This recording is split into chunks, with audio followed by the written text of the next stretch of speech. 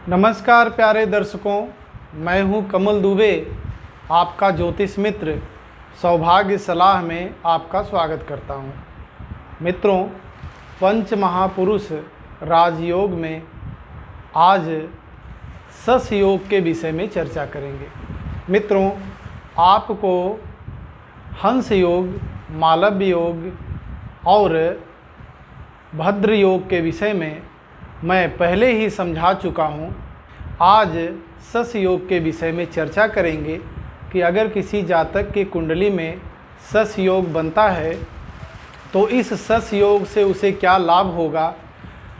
सस योग में जन्मा हुआ जातक का कैरियर क्या होगा और अगर इस योग में कोई जातक जन्म लेता है तो उसका सामाजिक स्तर कैसा होगा।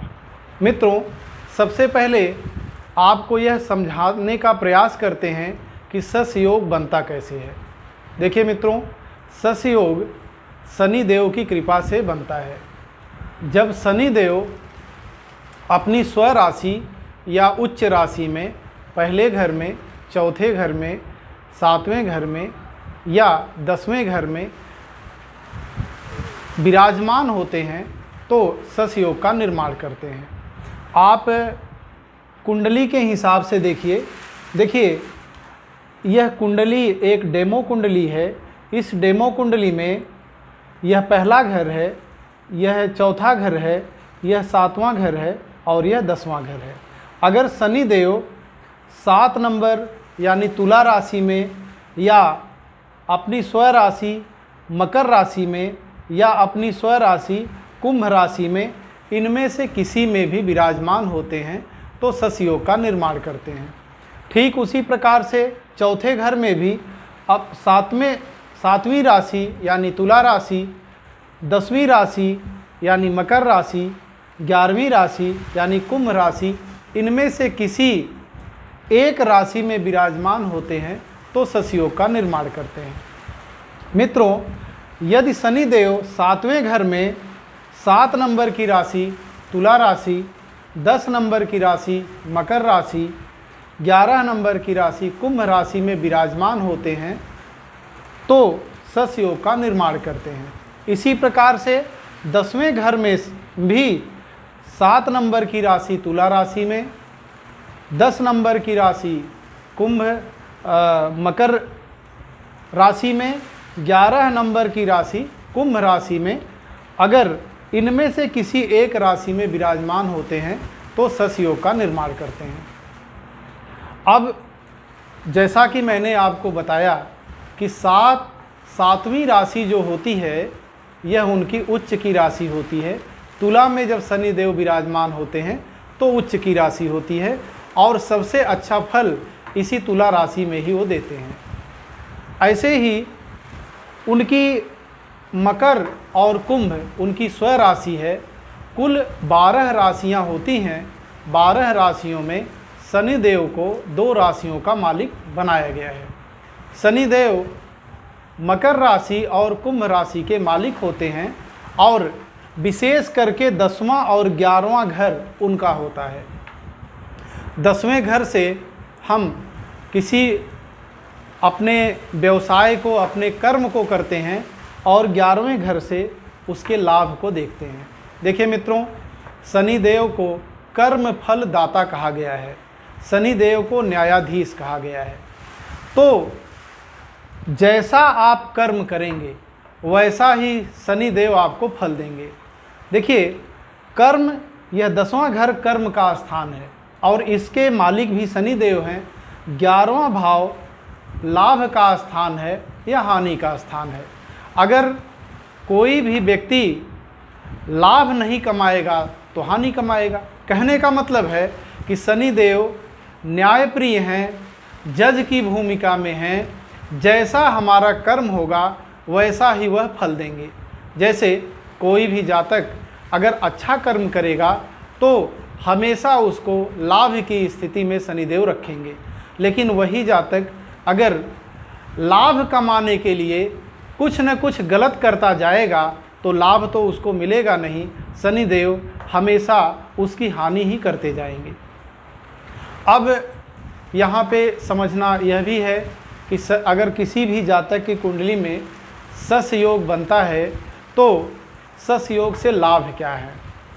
सस योग के प्रभाव से जातक को रोग इत्यादि में स्वास्थ्य लाभ जल्दी होता है, जातक की आयु लंबी होती है, जातक के स्वभाव में व्यवहारिकता दिखाई देती है, खामोश और गंभीर रहकर काम करने वाला होता है, चीज़ों को लेकर गंभीरता से उस पर अध्ययन करके उनके रहस्यों को जानने में सफल होता है, राजनीति के क्षेत्र में फलता और ऊंचाइयों तक पहुंच जाता है। इस प्रकार से अगर किसी भी जातक की कुंडली में सस योग बनता है तो उससे यह लाभ होता है। सस योग में जन्मे जातक का कैरियर कैसा होता है। सस योग में जन्मा जातक कानूनी दांवपेच का जानकार होता है और अच्छा वकील हो सकता है, अच्छा जज हो सकता है, सरकारी क्षेत्र में कमाई और लाभ करने वाला होता है। सस योग वाले जातक के लिए जमीन से जुड़े कामों में भी अधिक सफलता मिलती देखी गई है। सस योग वाले जातक बड़े सरकारी अफसर, वकील इत्यादि बन सकते हैं। सस योग में जन्मा जातक आध्यात्मिक क्षेत्र से जुड़े कामों में भी प्रयत्नशील रह सकता है, किसी गुरु की भूमिका में या फिर सलाहकार एवं कथाकार भी वह बन सकता है। व्यक्ति आर्थिक क्षेत्र में बेहतर धन संपदा भी कमा सकता है और विशेष करके राजनीति में वह बहुत बड़े मुकाम पे पहुंच सकता है, क्योंकि शनि जनता का समर्थन भी है। जिसके कुंडली में शनि मजबूत हैं उसको समाज में रहने वाले लोगों का, देश में रहने वाले लोगों का, प्रदेश में रहने वाले लोगों का हमेशा समर्थन मिलता रहेगा और वह व्यक्ति उनका प्रिय होगा। मित्रों, यह थी कुछ लाभ और अगर सस योग किसी की कुंडली में बनता है तो उनके कैरियर के विषय में कुछ चर्चा। अब यह समझना जरूरी है कि यह सस योग कब प्रभावशाली होता है। देखिए मित्रों, यह तो हम आपको समझा ही चुके हैं कि किसी भी जातक की कुंडली के पहले घर, चौथे घर, सातवें घर या 10वें घर, इनमें से किसी में भी अगर 7 लिखा है या 10 लिखा है या 11 लिखा है तो सस योग का निर्माण हो जाता है। कहने का मतलब है शनिदेव अगर तुला राशि में, मकर राशि में या कुंभ राशि में, इनमें से किसी एक घर में जा कर के बैठ जाएं तो सस योग का निर्माण कर देते हैं। अब अगर शनिदेव अंश वाइज उस जातक की कुंडली में मजबूत हैं, यह समझना बहुत ज़रूरी है। देखिए मित्रों, किसी भी कुंडली में ग्रहों का अंश लिखा होता है। जैसे 0 से 10 डिग्री के बीच में अगर कोई भी ग्रह बैठता है तो वो उतना अच्छा परिणाम देने में सक्षम नहीं हो पाता है।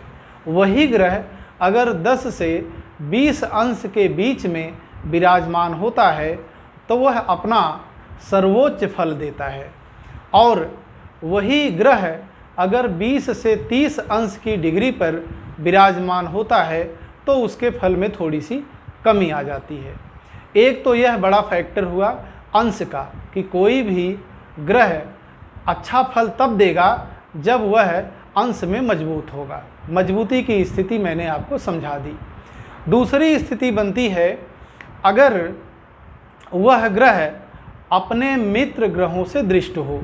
कहने का मतलब है अगर उस ग्रह के मित्र ग्रहों की संख्या उसके जिस स्थान पर वह बैठा है वहाँ पर मित्र ग्रहों की दृष्टि अधिक होती है तो वह ग्रह अधिक बलवान होता है और बहुत अच्छा परिणाम देता है। तीसरा फैक्टर होता है व्यक्ति की आयु। आपको पता है दशा और महादशा का प्रभाव किसी भी जातक की कुंडली में विशेष पड़ता है।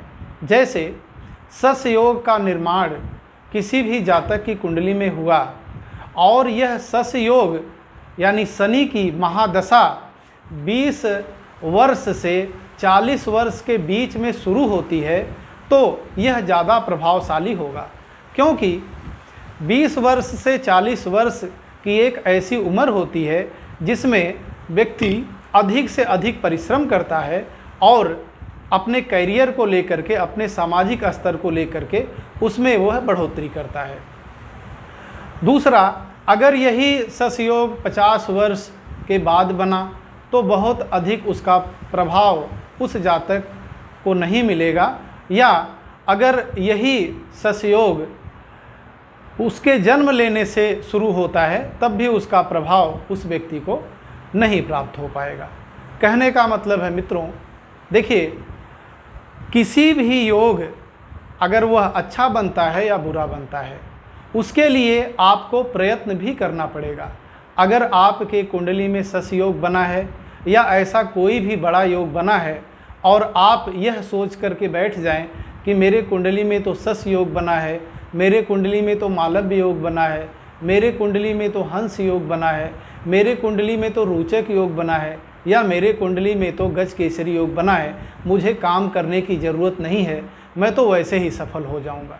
मित्रों, यह आपकी बहुत बड़ी भूल होगी। देखिए, कोई भी ग्रह अपना प्रभाव मिनिमम से लेकर के मैक्सिमम तक देता है। अगर योग बना है और उसमें उस योग के अनुरूप हमने मेहनत किया, काम किया, सार्थक दिशा में मेहनत किया, तो यह योग ज़्यादा फलित होगा और आपका परिश्रम और ग्रहों की युति आपको स्टार बना देगी। मेरे कहने का मतलब है मित्रों, योग तो बनते और बिगड़ते रहते हैं, आपको अपने परिश्रम पे ध्यान देना है और कुंडली का विश्लेषण भी करवाना है, क्योंकि परिश्रम आपको किस दिशा में करना है यह एक समझदार ज्योतिषी ही आपको बता सकता है। तो इस प्रकार से सस योग के विषय में आपको समझाने का प्रयास किया है सरल भाषा में। मित्रों, अगर यह वीडियो आपको समझ में आया हो तो लाइक करिएगा, शेयर करिएगा, सब्सक्राइब करिएगा, जिससे आने वाली वीडियो आप तक आसानी से पहुंचती रहे। आपका बहुत बहुत धन्यवाद।